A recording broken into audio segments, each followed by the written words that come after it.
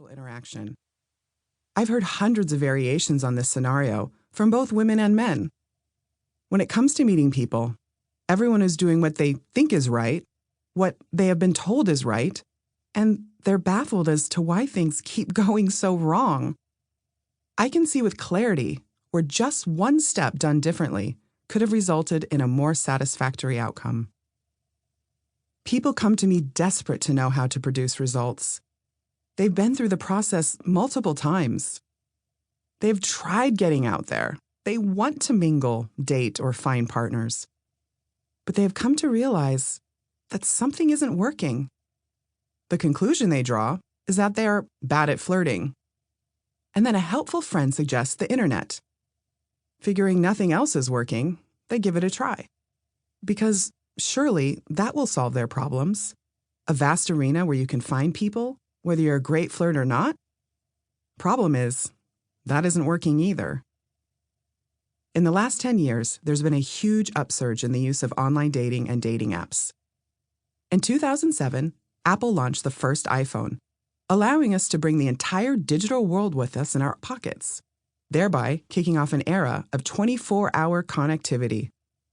Since then, it has become even easier to have conversations with people via a screen. Dating apps and websites have proliferated, catering to more and more specific tastes. We are told we can find anyone the perfect match through the use of clever algorithms. But a funny thing has happened. As the digital revolution in dating services has gained pace, I have found people are becoming more hungry for guidance in how to interact meaningfully with others face-to-face. There are 91 million people around the world using dating apps. This is a staggering number, and yet the evidence shows that as far as dating is concerned, the answers do not lie behind a screen. According to Pew, a leading think tank, 49,250,000 single adults in the U.S. have tried online dating. That is nearly 50 million people. But the number of Americans in a marriage or committed relationship who met their significant other online? Only 5%. And even among those who have been with their spouse or partner for 5 years or less, well within the era when online dating has been popular, 88% met their partner offline, without the help of a dating site. In the UK, 15 million singles are registered for online dating.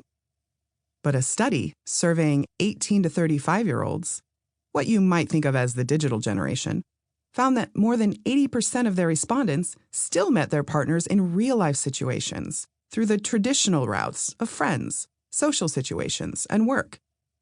Only 10% met through online dating and 6% through social media. And it's worth remembering that the online dating industry is not a charity.